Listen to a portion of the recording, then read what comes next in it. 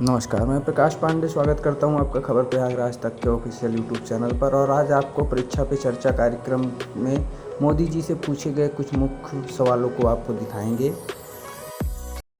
दिव्यांका नमस्कार। दिव्यांका क्या पढ़ती हो? जी सर, मैं कॉमर्स की छात्रा हूँ। और पुष्कर की ही रहने वाली हो? जी सर। तो पुष्कर की कोई पवित्र चीज का मुझे वर्णन करोगी? क्या है पुष्कर की विशेषता? पुष्कर में एकमात्र ब्रह्मा मंदिर है हाँ। और जो पुष्कर राज है वह 68 तीर्थों का गुरु है। अच्छा, ब्रह्मा का क्या रोल रहा है?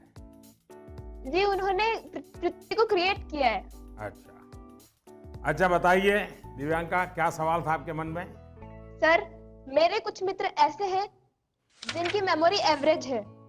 वे किसी भी विषय को कितना भी पढ़ ले, वे परीक्षा में उसे याद नहीं रख पाते हैं। सर, वे ऐसा क्या करें कि वे उस विषय को याद रख सके? अच्छा,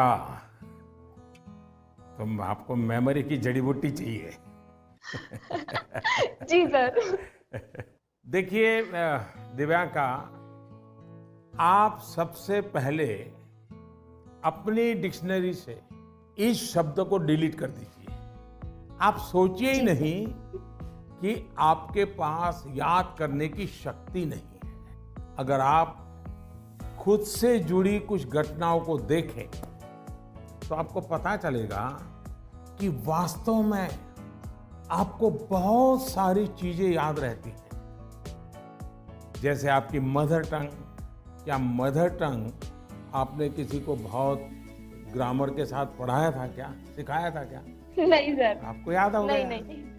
क्या स्कूल में आपने सीखी या किताब में कहीं? जी नहीं। हाँ, ये सब सुन करके सीख ली। तो यही वो चीजें हैं, जरा सोचिए कि आपको जो पसंद है, क्या इन चीजों को याद रखने के लिए आपने कभी कोशिश की थी?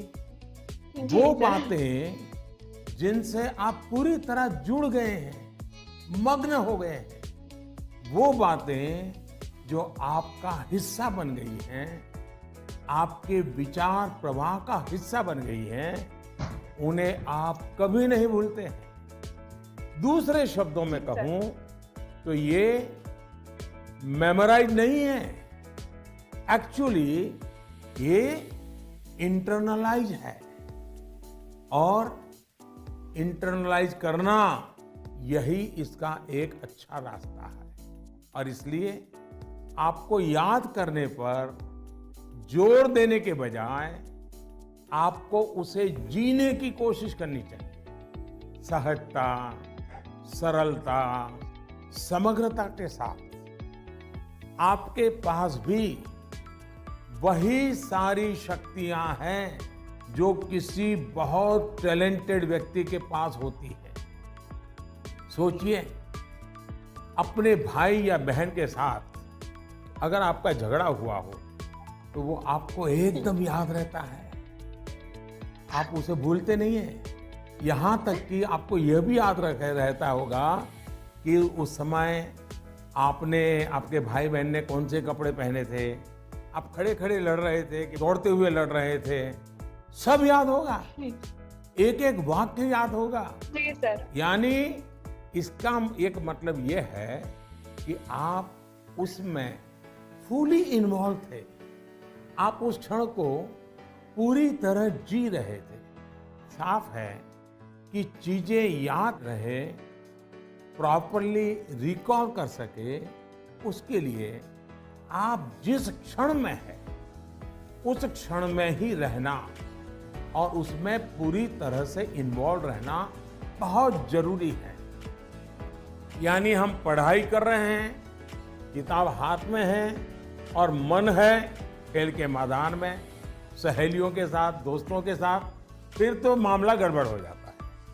आगे जाकर आप में से कोई विद्यार्थी अगर साइकोलॉजी पढ़ेगा तो उसमें मेमोरी बाय एसोसिएशन का कंसेप्ट विस्तार से समझाया जाएगा।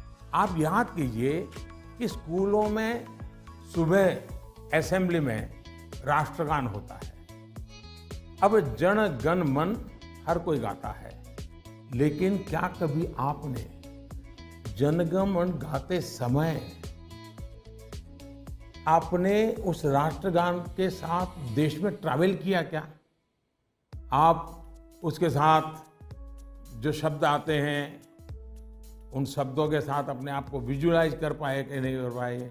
पंजाब को, गुजरात को, महाराष्ट्र को, बंगाल को मन ही मन राष्ट्रगान गाते समय ट्रैवल किया क्या? आपको एकदम से याद होना शुरू हो जाएगा। मन ही विजुलाइज करेंगे तो आपको अच्छे से याद रह जाएगा। इसका तो एक फायदा और होगा, आप इस देश के साथ भी एकाकार होते चले जाएंगे। यानी इन्वॉल्व, इंटरनलाइज, एसोसिएट और विजुलाइज। मेमोरी को शार्प करने के लिए इस फॉर्मूले पर आप चल सकते हैं। मैं आपको एक और उदाहरण देता हूं।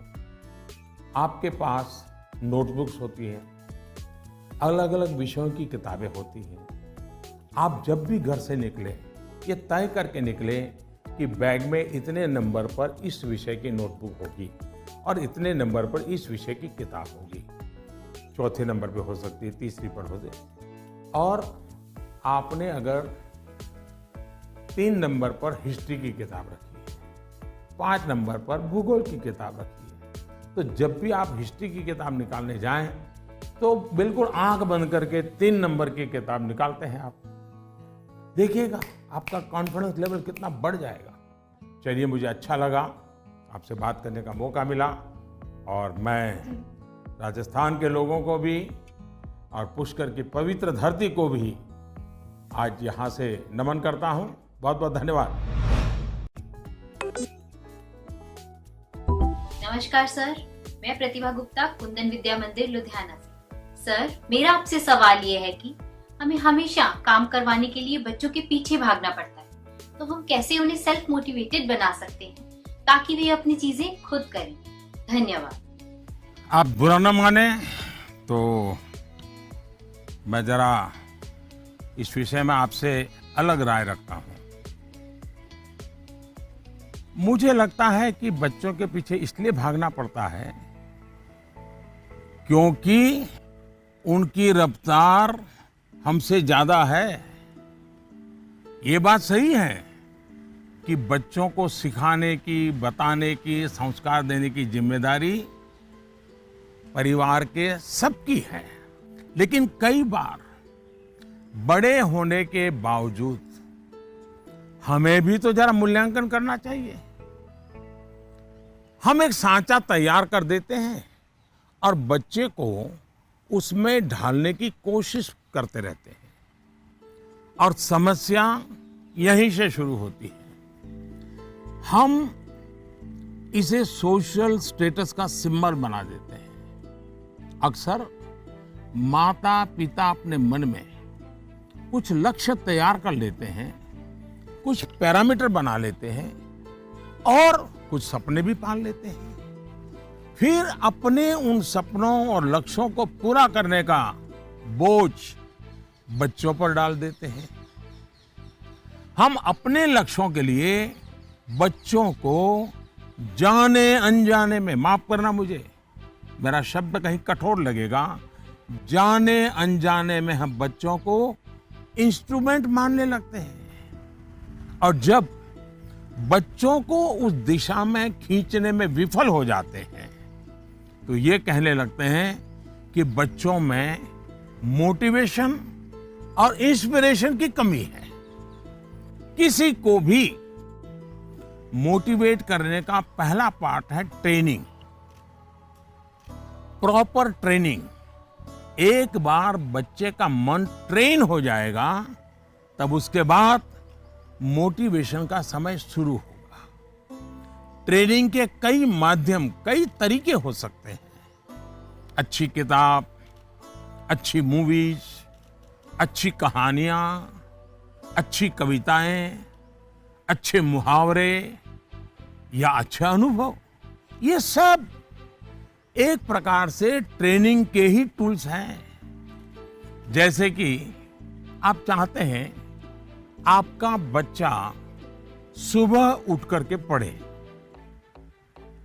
आप उसे कहते हैं बोलते भी हैं, डांटते भी हैं, लेकिन आपको सफलता नहीं मिलती। लेकिन क्या आपके घर में कभी ऐसी किताबों की चर्चा होती है जिसमें इनडायरेक्टली सुबह उठने के फायदों की चर्चा हो? हमारे यहाँ आध्यात्मिक जीवन के लोग ब्रह्म मुहूर्त से ही उनका दिवस प्रारंभ हो जाता है और वो उसी के नॉर्म्स का पालन करते हैं। तो दूसरी ओर आजकल 5 AM क्लब की भी चर्चा होती है। क्या आपने ऐसी किसी किताब की घर में चर्चा की है या कोई ऐसी मूवी या डॉक्यूमेंट्री देखी है जिसमें इस बारे में वैज्ञानिक तरीके से, तर्कबद्ध तरीके से, इमोशंस के साथ बातें बताई गई हो? ये एक बार करके देखिए।